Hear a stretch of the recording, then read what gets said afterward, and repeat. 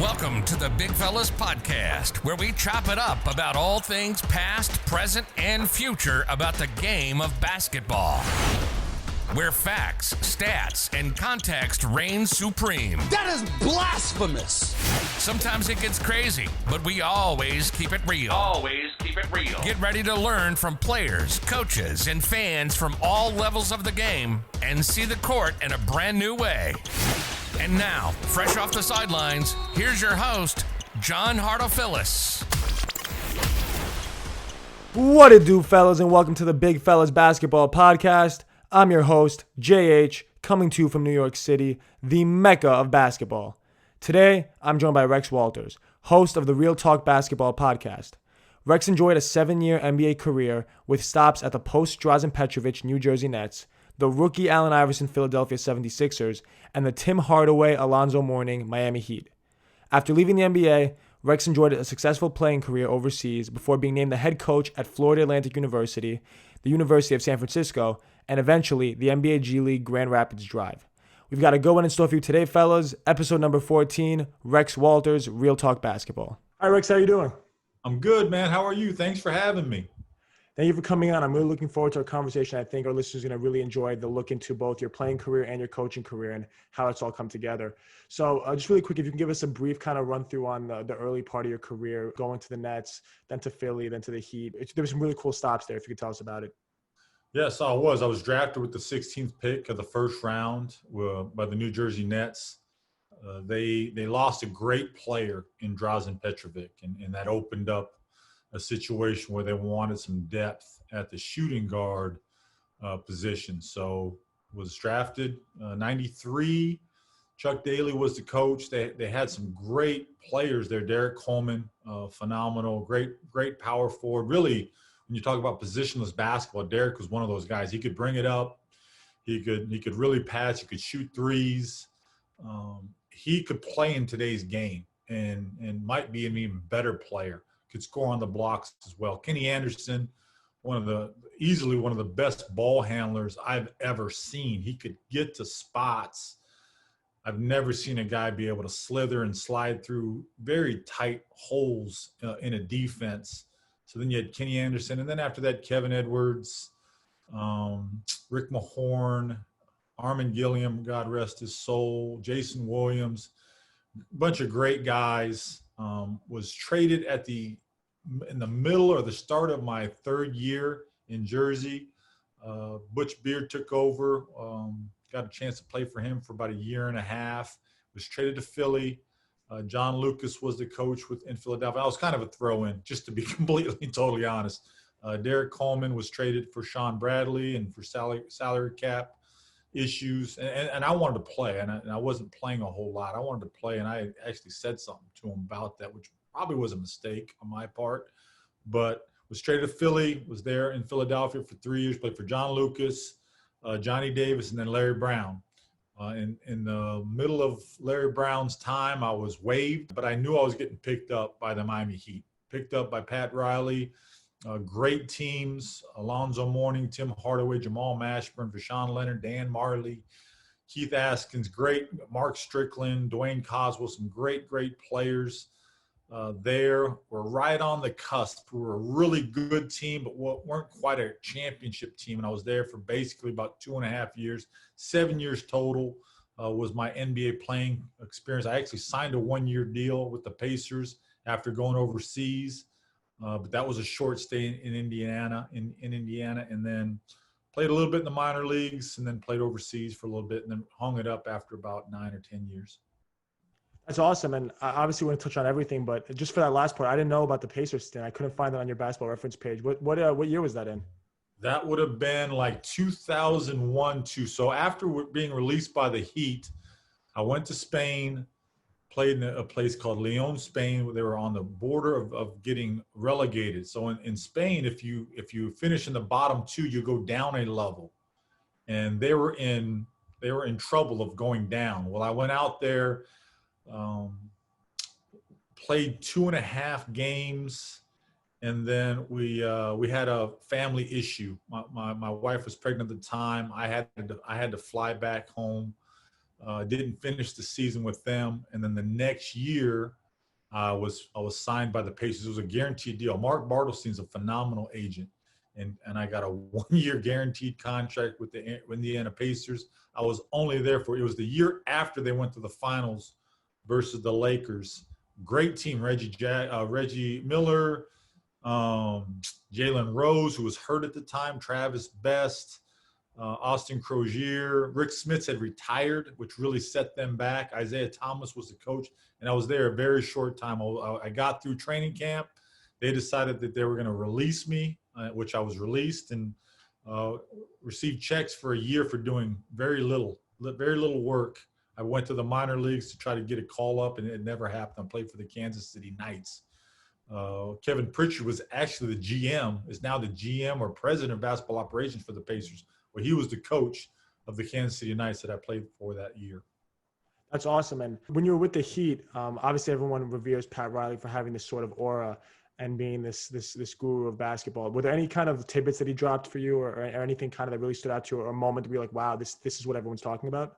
Yeah, no, he is an unbelievable speaker, the best motivational speaker I've ever been around. And I realized that really quickly. Before every practice, he'd have a blue stock card. He'd go through all the things that he wanted to address.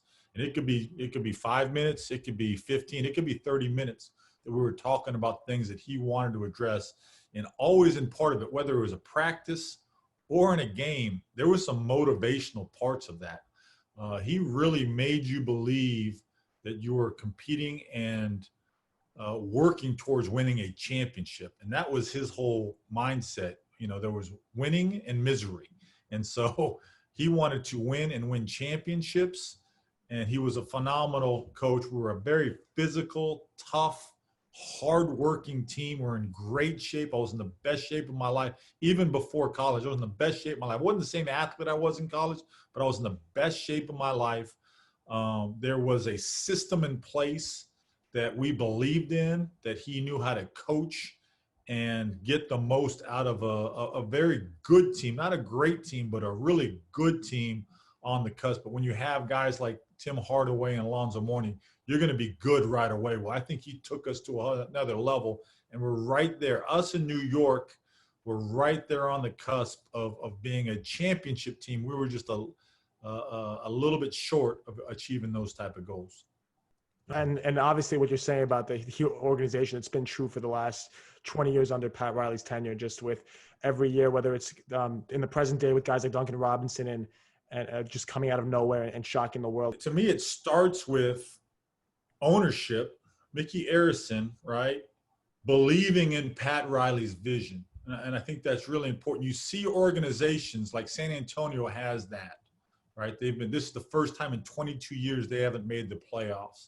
You see that with the Heat. They've had a few dips, but they come right back even stronger the next time. And so they went from the Alonzo teams to the Dwayne and then Shaq teams to the LeBron and Dwayne teams. And now this version with Jimmy Butler, the Dragon, Goran Dragic, and a really good team. Miami is about winning, but it starts at the top, I believe, with ownership, and then it goes to them believing in Pat Riley and his vision of how we're going to do things. And it truly is Heat culture. So I'm really proud that I got to spend a few years down there and learn about that. While you were in Philly in that year, 96, Allen Iverson was a rookie at the time, going to a sophomore year. Were there any kind of amazing moments, whether it was with him being your teammate or just the team in general, that you can kind of call back on? Well, it was a talented team. And so the first year, we had a little bit younger. John Davis, a great coach, great guy, but it was really his first head coaching opportunity. The year after that, they brought in Larry Brown. And with that, they brought in Billy King as, I want to say, the general manager. And they really tried to build a team around Allen. Jerry Stackhouse was there the year before. That was moved on. Jimmy Jackson was there, who was a great player. They wanted to build around Allen. And Billy King and Larry Brown had a vision, right, to put together a team to focus and play around Allen Iverson. And he was a good enough player that they could make it to a finals. Allen was an unbelievable athlete. He believe it or not, people talk about he was a great worker. He liked to have fun too, but he was a great worker. But you knew he was going to go to war every single game night. That there was never going to be a question about that. And so what the Sixers try to do is build around him. But I'll just give you one story about Allen. So we run a mile to start training camp. It's Larry Brown's first year. So we go to the Carolina track, and I'm pretty fast. I won every single mile run or 2 mile run at Kansas, and I was still in good enough shape to do that. I'm going to win this thing. I'm trying to, set a standard for myself and let everyone know I'm in shape. I'm ready to go. So we start the race, and I take off. And the next thing I know, Allen is in the 4th lane of the track running backwards. He runs the first lap and a half, maybe 2, backwards in the 4th lane, laughing and joking while he's running the mile. He ran an easy sub 5 mile, beat me by a good 220 yards. And the first 2 laps, he was running backwards. That's the kind of athlete and also competitor, because not only was he competing at a high level, he was letting everybody know that I am the best athlete. I am in great shape, and this is easy for me. But that gives you kind of an example of the greatness and the just athleticism, quickness, and competitiveness of Allen Iverson. It's an incredible story that I've never heard before, and honestly, it completely changes my perception of. So that's great. So just moving on to kind of your coaching career, can you kind of go through the start of your coaching career and what that was like for you? Yeah. So my first job in coaching was at a high school, Blue Valley Northwest. I worked for Ed Fritz. He actually coached the McDonald's All-American game. I want to say the last year or the year before. High-level coach, has won multiple state championships. I actually applied for that job, didn't get it. He got it, asked me if I'd be his assistant, which I jumped at. From there, I went to Emporia State and worked for a guy named David Moe. If you're on the East Coast and you follow Philadelphia basketball, you know his father was Doug Moe. Doug Moe was a coach of the Philadelphia 76ers. I worked for him for about 3 to 4 months. I was driving about an hour and a half every day from my home in Kansas City, and then to get to work. And then about 4 months into it, I hear about the Valpo situation. Well, Valpo had a change in staff. Scott Drew was taking the Baylor job. I knew Bryce Drew. I called Bryce and said, Bryce, what is your brother going to do? And then what's your father going to do? Because I hear he's going to go take the job over back at Valpo. Well, Scott Drew tried to get me to be a graduate manager. They were going through some things at Baylor. They needed guys to play and practice, and I was still young enough I could probably play, but that's not what I wanted to do. I didn't want to be a graduate manager and be basically a practice player. 2 days later, Homer Drew called me. I flew out to Valpo. I interviewed for the job. I got the job, and that's how I got my foot in the door. I was there for 2 years, went to the NCAA tournament my first year. It was a fun year. We lose to Gonzaga in the first round of the NCAA tournament, but after the second year, Matt Doherty, who had coached at the University of North Carolina and at Notre Dame, gets the job at FAU. I played for Matt Doherty at Kansas. He knew I actually wanted the job, but I was nowhere ready for it. He asked me to come down. I become his first assistant or associate head coach for a year. We have a pretty good year. FAU had never had a winning season. To anything to brag about. Matt had a 15-13 season in his first year in the ASUN, and we were getting ready to go to the Sun Belt. Well, SMU called, and they wanted him to take over the program at SMU. And then about 3 weeks later, they gave him the opportunity to be a head coach at FAU. I was FAU for 2 years. We had one team that was pretty darn good. The next year, we're kind of building it back up, and that's when I got the call to interview for San Francisco. I actually interviewed for another job before then, didn't take it or didn't get it, and then San Francisco called me, and I went through the interview process, and I ended up taking that job. That's great, and obviously that long coach journey ended up with you coaching for the Grand Rapids G League team in 2017. What was that like for you? Because obviously everyone always talks about how different it is with a G League team where your roster changes almost week to week instead of season to season. Well, yeah, first of all, I was really, really fortunate. Coached 8 years at San Francisco, had some really good teams, went to the postseason 3 times, qualified for it once, went to the NIT. And then we took a little dip in the last 2 years. We lost some good players to transfer. And then the athletic director decided, and he did a great job there. Scott Sidwell's now at Penn State as an associate AD. He decided to go in another direction. Well, I was really fortunate.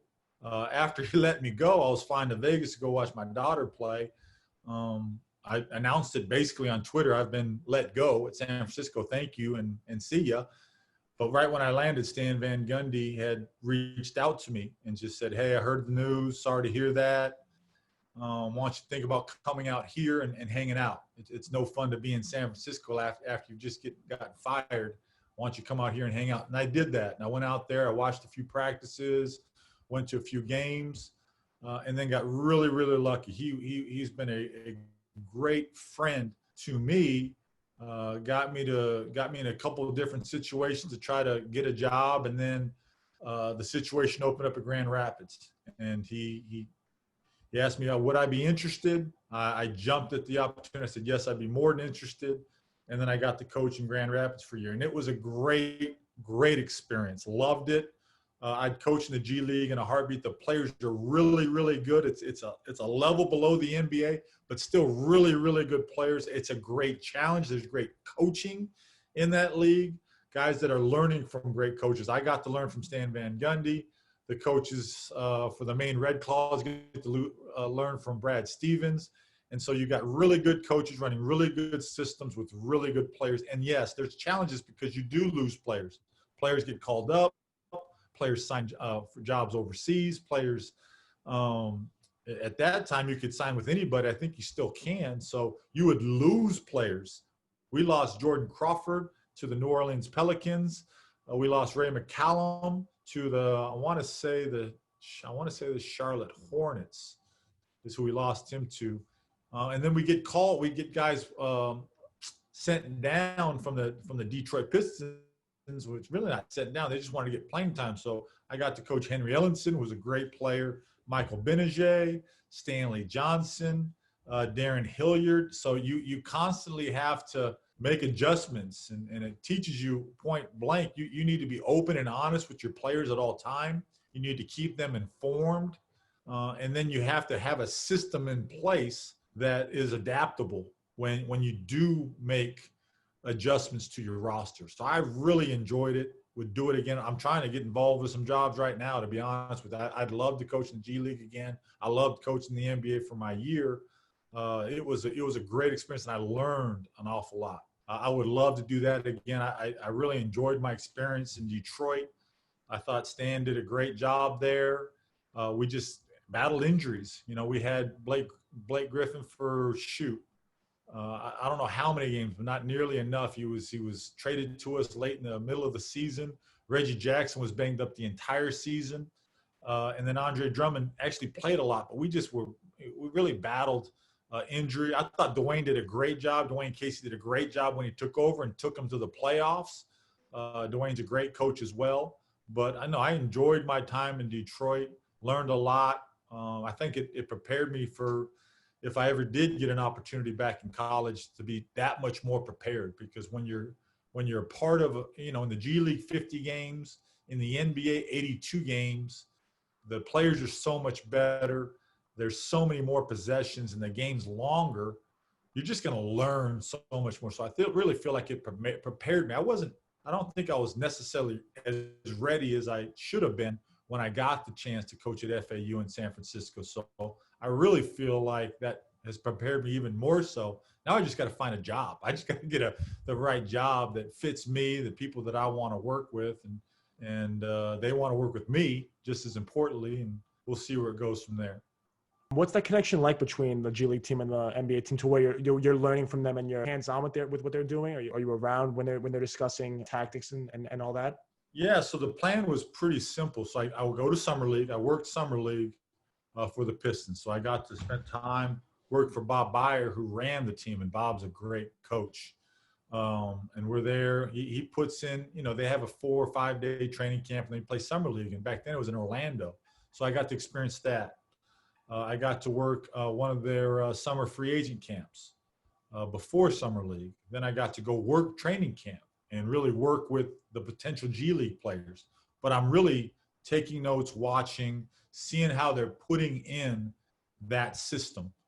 that they're going to run, because we want to run. We wanted that. The plan in Detroit was we want to run the same exact stuff in Grand Rapids that they're running in Detroit, regardless of whether the players fit or not. We didn't have Andre Drummond. We didn't have a dynamic rim runner like Andre Drummond. We didn't have, necessarily a Tobias Harris type that was a great pick and pop four-man, could play the three. We didn't have, and we had really good guards. Don't get me wrong. Reggie Jackson's a great guard as well, but we didn't have quite that level of Reggie. Although Jordan Crawford was and is a phenomenal player. We also had Raymond Callan was a good player, but we wanted the same exact system. So I went to training camp for the full time, all the way up until their first exhibition game, and then that's when I really started to get to work with our training camp in Grand Rapids. But the training camp was going to be very similar. Our terminology was going to be the same. Our offensive package was going to be the same. Our defensive principles and what we tried to get accomplished defensively was going to be the same. That's how that process all comes about, at least in Detroit and with Grand Rapids. That's how we did it.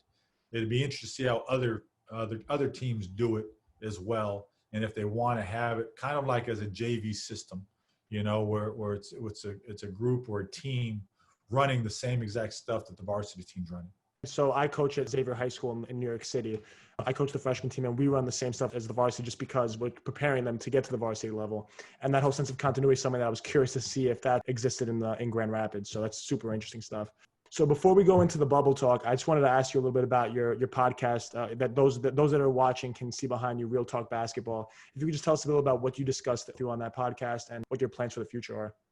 Yeah, so it's really basketball people and their journey in basketball, lessons that they've learned along the way as maybe a player, how they got their foot in the door coaching,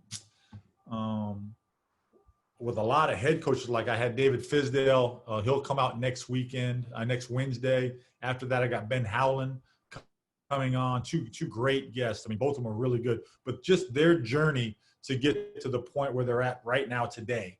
I just thought that for basketball people, for basketball players as well, just to see their journey and what they learned along the way, I thought it'd be really interesting for them and just for fans. So that's really, and I've had some great guests. I've had Stan Van Gundy, Danny Manning, Roy Williams, Eric Musselman, and I've had guys you don't know, guys that aren't household names, that are really good in the business of basketball.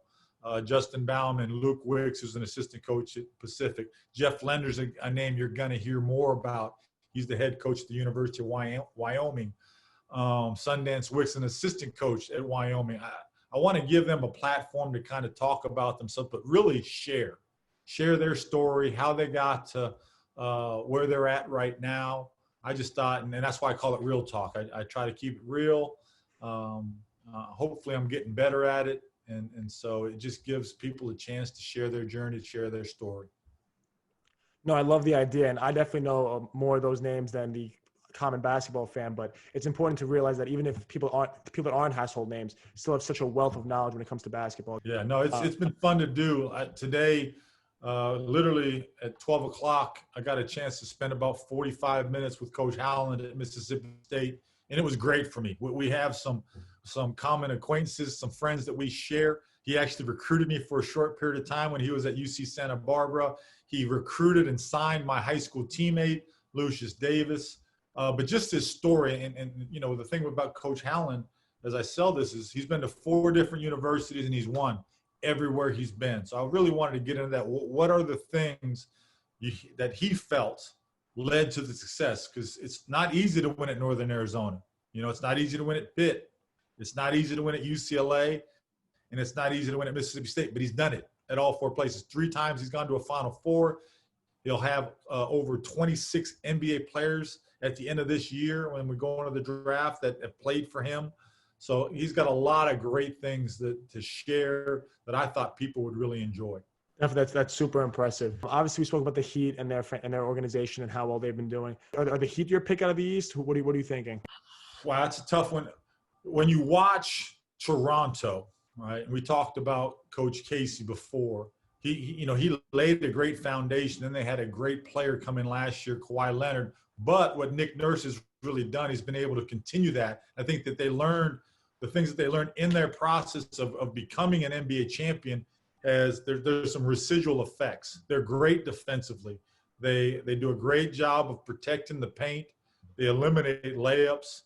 They rotate at a high level, and they've got great shooting. When you talk about Van Vliet, Kyle Lowry, Siakam is not a great shooter, but he's a guy that can really cause a lot of problems for you.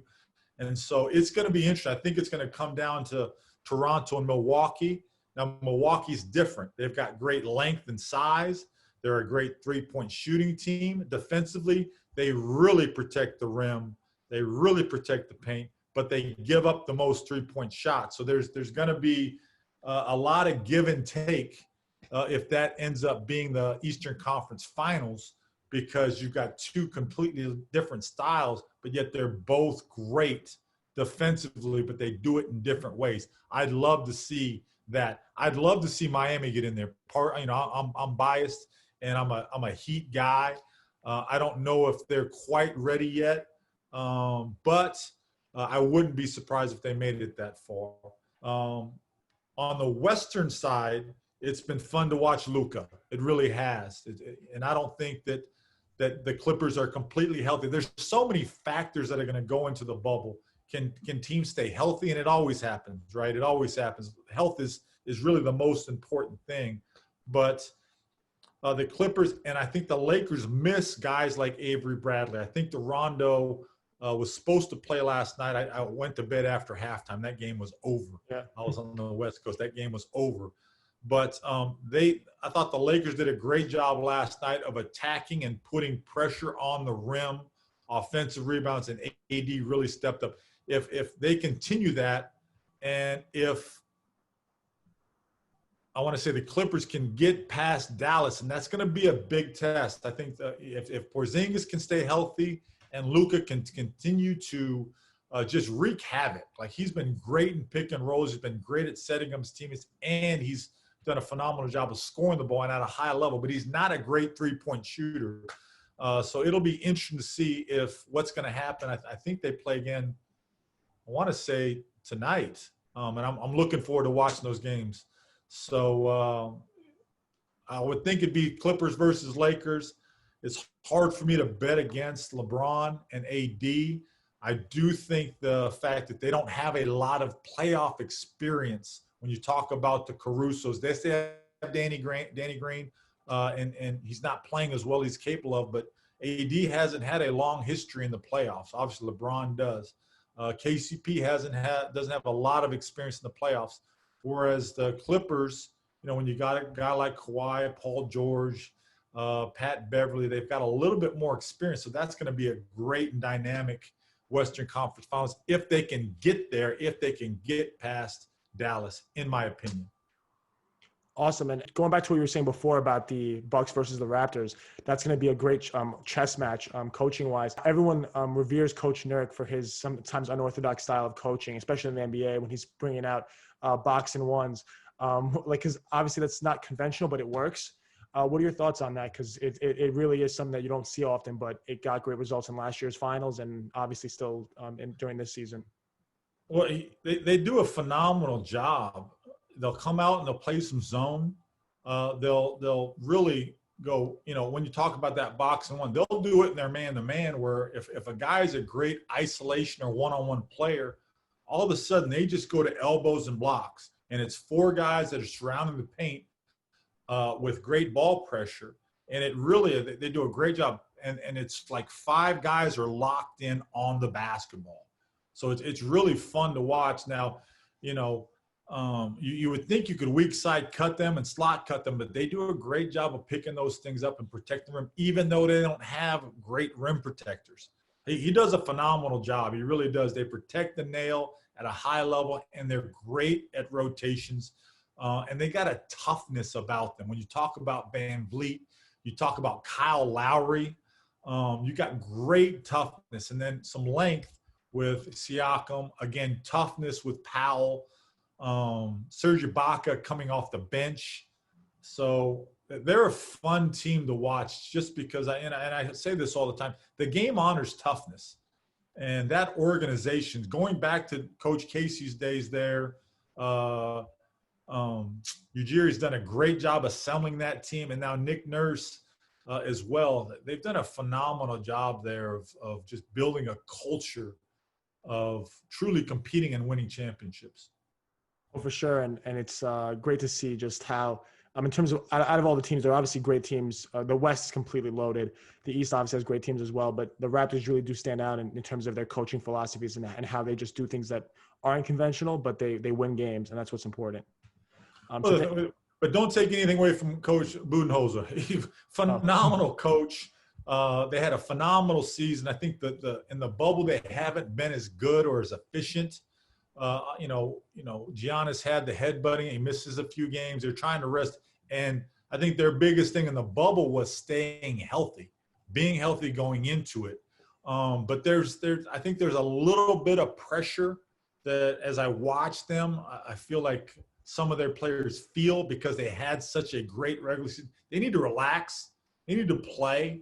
But the three-point shot, and it's whether or not a team can make 10 to 15 threes that are going to be contested, but still they'll be open on the catch as they play against Milwaukee. If a team can do that for 4 games, but you got to do it for 4 games, right, to get that W, it'll be interesting because Milwaukee's so good at the rim.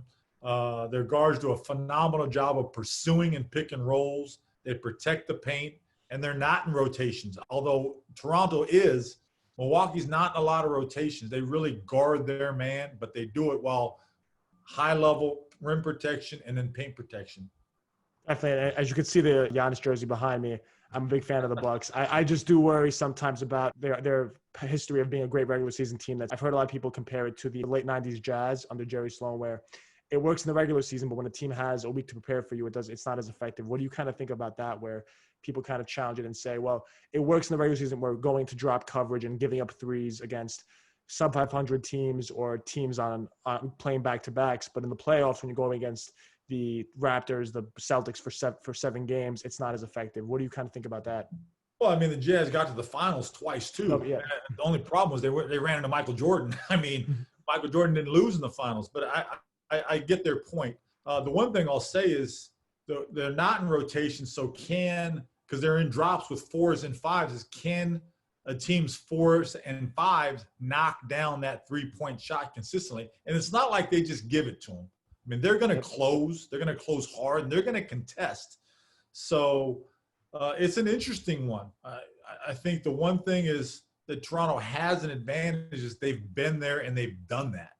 But I also think from Milwaukee's point of view, Coach Budenholzer's a great coach. He's going to figure out some things to give themselves an advantage as well. And they've got the word I'm looking for is that they've got that sense of urgency because they did lay an egg. I think they won the first 2 games last year and then lost 4 straight to Kawhi's Toronto Raptors. So there's going to be a sense of urgency there to get over the hump.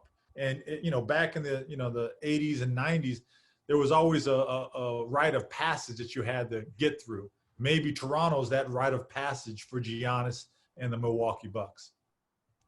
That's a great point to say. And obviously that idea of the Raptors being the team staying in his way, that he lost to them in 2017 with DeMar DeRozan and Kyle Lowry. Then again last year, and this year we're expecting them to crash course in the conference final. So it'll be interesting to see if they become Giannis's version of the bad boy Pistons or those teams from the past. Especially when a team is known for their defense, if they go on to whether it's either beat the Bucks or win more championships, it might be looked at back at as that in 10 to 15 years, which is pretty cool to think about. It is cool to think about when you think about the regular season before the bubble. They were the 1 and 2 defenses in the league. And there's a reason why there's so much respect with what they've been able to accomplish. I think Toronto continued to grind during the bubble because that's their mentality, whereas Milwaukee said, hey, we're going to play. We're still going to work, but we want to make sure we're healthy. So if it gets to that point, it's going to be a great finals. It's interesting because, Milwaukee's a small market. Toronto's in another country. It'll be interesting to see what the television ratings are. But I know one thing, it's going to be great basketball. I just thought of a crazy hypothetical just on the fly. Pistons won their back-to-backs in 89 and 90. The Raptors, if they would win this year, would be 2019 and 2020. It's 30 years apart. I can kind of see in 15 years, 30 for 30 documentary, watching the Box and One Raptors documentary. The one thing that's going to stand in their way, you got some great storylines where it's Toronto versus the Clippers and Kawhi. That would be crazy, right? You've got Toronto versus the Lakers because they didn't have to, for so long Toronto couldn't get past LeBron. Now they may have their own rite of passage in terms of getting past LeBron to get their ring. And then obviously you've got, Giannis and Milwaukee, the season that they've had, and is now Giannis truly the best player in the league? And will he have to go through LeBron to get that? Awesome. Thank you so much, Coach Rex, for coming on. I have a great conversation on just obviously your playing coaching career, but then also kind of how that knowledge of yours kind of goes into your thoughts on the league today. So thank you for this. Well, I don't know if it's knowledge, but I like to talk basketball. So I appreciate you having me, and best of luck to you in your coaching career. Thanks for listening to the Big Fellas Podcast. Check us out on all major social media platforms at Big Fellas Pod to join the chop up. You can also listen to us on every podcast platform on the planet. Stay tuned for the next episode, Big Fellas.